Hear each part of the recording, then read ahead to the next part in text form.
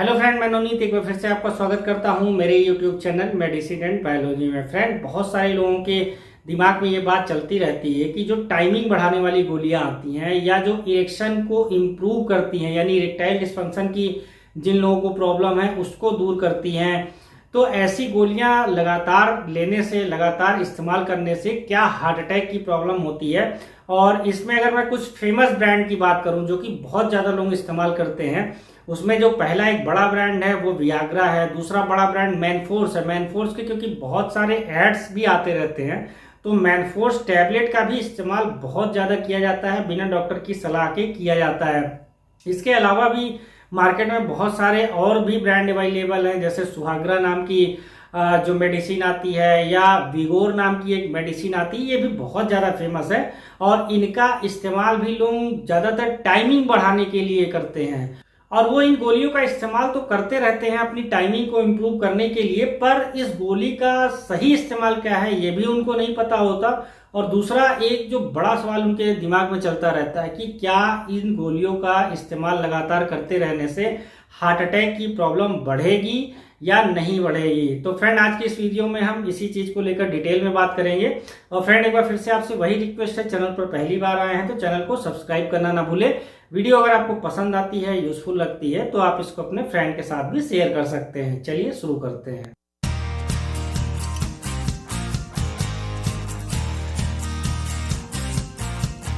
सबसे पहले मैं उन सभी लोगों से ये कहूंगा जो कि टाइमिंग को बढ़ाने के लिए इन गोलियों का इस्तेमाल करते हैं, तो आप टाइमिंग को बढ़ाने के लिए इन गोलियों का इस्तेमाल ना करें, क्योंकि टाइमिंग में कोई भी इम्प्रूवमेंट नहीं आता अगर आप वियाग्रा इस्तेमाल करते हो, या आप विगोर नाम की मेडिसिन इस्तेमाल करते हो, या आप सुहागरा नाम की मेडिसिन इस्तेमाल करते हो, या आप मैनफोर्स नाम की मेडिसिन का इस्तेमाल टाइमिंग बढ़ाने के लिए करते हो। आप इन सारी मेडिसिन के अंदर अगर इंग्रेडिएंट देखेंगे तो इसमें सिल्डेनाफिल इंग्रेडिएंट होता है। तो सिल्डेनाफिल जो इंग्रेडिएंट है ये कभी भी टाइमिंग को नहीं बढ़ाता, ये इरेक्शन को इम्प्रूव करता है। यानी जब भी आप इस मेडिसिन का इस्तेमाल करके सेक्स परफॉर्म करने जाएंगे तो आपके जो पेनिस है, जो आपका लिंग है, उसमें तनाव अच्छा आएगा, उसमें कड़ापन अच्छा बना रहेगा, उसमें फुलाव अच्छा आएगा, पर इससे टाइमिंग पे कोई असर नहीं आता। तो मैं यही सब लोगों से कहूंगा कि अगर आपको टाइमिंग बढ़ाना है तो टाइमिंग के लिए डेपोक्सिटीन जिस भी मेडिसिन में आती है आप उसका इस्तेमाल कर सकते हैं। उसके लिए आप मेरी अलग अलग जो और सारी वीडियो हैं उसको देख सकते हैं, उससे आपको पता चल जाएगा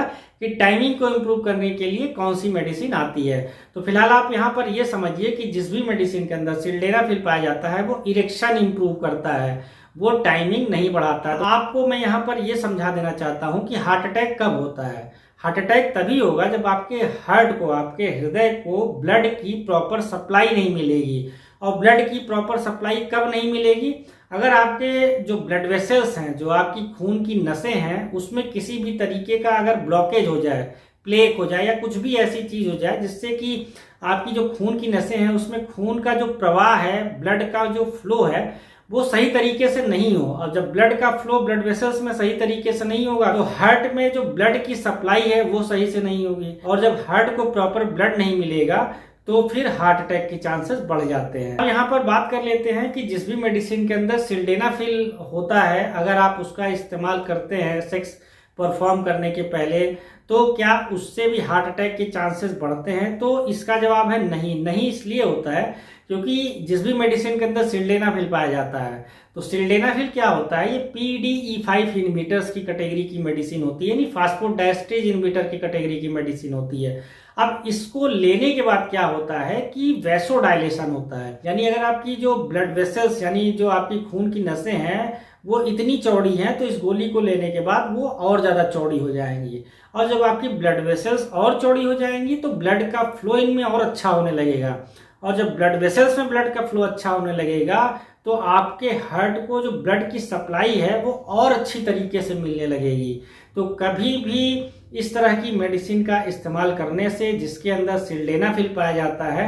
हार्ट अटैक के चांस बढ़ते नहीं हैं, बल्कि हार्ट अटैक के चांसेस कम होते हैं। यूनिवर्सिटी ऑफ मैनचेस्टर में 6000 डायबिटिक पेशेंट के ऊपर एक रिसर्च किया गया, और उस रिसर्च में ये पाया गया कि ऐसे मरीजों के ऊपर जब सिल्डेनाफिल का इस्तेमाल किया जाता है तो उनका जो आने वाला हार्ट अटैक है वो भी प्रिवेंट होता है, उसके आने के चांसेस भी कम हो जाते हैं। हार्ट के ऐसे सभी पेशेंट सिल्डेनाफिल वाली मेडिसिन का इस्तेमाल कर सकते हैं जो कि डायबिटिक पेशेंट है, या उनको हाइपरटेंशन की प्रॉब्लम रहती है, या उनको हाई कोलेस्ट्रॉल की प्रॉब्लम रहती है, या ऐसे पेशेंट जिनको बाईपास सर्जरी हुई है, या किसी पेशेंट का अगर एंजियोप्लास्टी हुआ है, एंजियोप्लास्टी हुए करीब 3 महीने से ज़्यादा हो चुके हैं, तो ऐसे सभी लोग जो है इस तरह की मेडिसिन का इस्तेमाल कर सकते हैं अगर उनको इरेक्शन अच्छा नहीं आता। अब यहाँ पर एक चीज़ मैं आपको और समझा देना चाहता हूँ कि हार्ट अटैक के चांसेस तो नहीं बढ़ते हैं,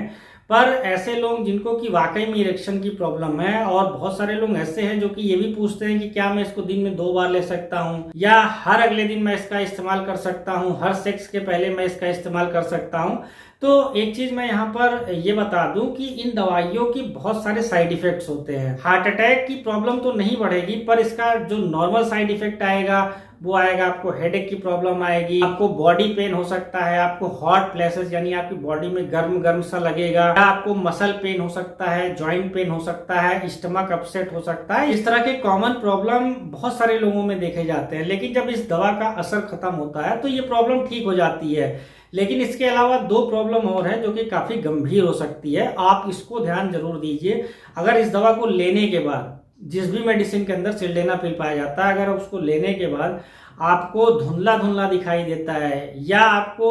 नीला नीला दिखाई देता है, आपका विजन जो है वो ब्लर्ड हो जाता है, तो आपको इसको दोबारा लेने की जरूरत नहीं है, नहीं तो आपकी परमानेंट आंखें जा सकती है। दूसरा, ऐसे लोग जिनको लो ब्लड प्रेशर की समस्या लगातार बनी रहती है, अगर वो इस मेडिसिन का इस्तेमाल कर रहे हैं तो वो पहले इस चीज को इंश्योर कर लें कि उनका ब्लड प्रेशर ये गोली इस्तेमाल करते समय नॉर्मल है। अगर उनका ब्लड प्रेशर उस समय नॉर्मल है तभी इस गोली का इस्तेमाल करें, अदरवाइज वो इस गोली का इस्तेमाल ना करें, क्योंकि ऑलरेडी उनका ब्लड प्रेशर लो रहता है, इस मेडिसिन को लेने के बाद बीपी और लो हो जाएगा, तो ऐसे में उनको सीवियर हाइपोटेंशन की प्रॉब्लम हो सकती है, वो चक्कर खा के गिर सकते हैं, वो बेहोश हो सकते हैं, उनको हॉस्पिटलाइज भी होना पड़ सकता है। तो इस चीज का ध्यान जरूर रखें, रेगुलर इसका इस्तेमाल मत करें, क्योंकि ये अंग्रेजी दवाएं हैं, इनके साइड इफेक्ट जरूर होते हैं। हाँ, एक चीज जरूर है, इससे हार्ट अटैक की प्रॉब्लम कभी नहीं बढ़ेगी। एक चीज का ध्यान और देने की बहुत ज्यादा जरूरत है, बहुत सारे ऐसे पेशेंट हार्ट के होते हैं जिनको नाइट्रेट्स चलती रहती है, डॉक्टर उनको जो है नाइट्रेट्स देते रहते हैं, और नाइट्रेट्स डॉक्टर उन पेशेंट को इसलिए लिखते हैं क्योंकि वो पेशेंट क्या होते हैं, उनको कभी भी हार्ट अटैक आ सकता है, तो हार्ट अटैक के चांसेस को कम करने के लिए डॉक्टर उनको नाइट्रेट्स देते रहते हैं। और नाइट्रेट्स क्या करता है, ये वैसोडाइलेशन करता है, तो नसों को ये चौड़ा करके रखता है, जिससे कि ब्लड का फ्लो जो है हार्ट में अच्छा रहता है, तो हार्ट अटैक के चांसेस कम होते हैं। तो जो पेशेंट ऑलरेडी नाइट्रेट्स पे हैं, वो ऑलरेडी नाइट्रेट्स वाली मेडिसिन ले रहे हैं, वो भी बिना डॉक्टर की सलाह के सिल्डेनाफिल साल्ट वाली जो भी मेडिसिन है उसका इस्तेमाल ना करें, नहीं तो सीवियर हाइपोटेंशन हो सकता है। कई बार क्या होता है कि बहुत सारे हार्ट के पेशेंट जो ऑलरेडी नाइट्रेट्स पे होते हैं, रात में वो वियाग्रा, विगोर ऐसी कोई भी मेडिसिन जब इस्तेमाल करते हैं तो अचानक से उनका बीपी बहुत तेजी से डाउन हो जाता है। कई बार तो वो हॉस्पिटल जाते जाते उनकी डेथ भी हो जाती है, या फिर अगर वो हॉस्पिटल पहुंच गया तो सबसे पहले डॉक्टरों का, हार्ट वाले जो डॉक्टर्स होते हैं उनका सवाल यही होता है कि आपको कौन सी मेडिसिन चल रही है। अगर वो मेडिसिन नाइट्रेट्स वाली होती हैं, फिर डॉक्टर का दूसरा सवाल होता है कि अभी आपने कौन सी मेडिसिन ली, तो उन्होंने अगर बता दिया कि मैंने मैनफोर्स ली, मैंने या वियाग्रा ली, या इस तरह की कोई भी मेडिसिन का जब वो नाम बता देते हैं तो डॉक्टर तुरंत समझ जाता है कि इनको सीवियर हाइपोटेंशन की प्रॉब्लम हो गई है, और डॉक्टर फिर उस हिसाब से जल्दी जल्दी ट्रीटमेंट देना शुरू करते हैं। अब ये नाइट्रेट्स वाली मेडिसिन होती है, ये भी 2 तरह की आती है। एक तो आती है सबलिंगुअल, यानी कि अगर आपको जैसे ही समझ में आ रहा है कि मेरे चेस्ट में पेन हो रहा है, तो जो हार्ट के पेशेंट होते हैं वो गोली अपने जीभ के नीचे रख लेते हैं, जिससे कि वो तुरंत एब्जॉर्ब हो जाती है और उनका हार्ट अटैक जो है वो प्रिवेंट हो जाता है, उनको हार्ट अटैक आने का चांस जो है वो खत्म हो जाता है। इसी तरीके से नाइट्रेट्स का एक स्प्रे भी आता है, तो जनरली जब भी पेशेंट को लगे कि मेरा चेस्ट पेन हो रहा है तो तुरंत स्प्रे लेकर अपने टंग के ऊपर जो है 2 बार स्प्रे मारेगा, तो ये जल्दी से एब्जॉर्ब हो जाएगी और पेशेंट हार्ट अटैक होने से बच जाएगा,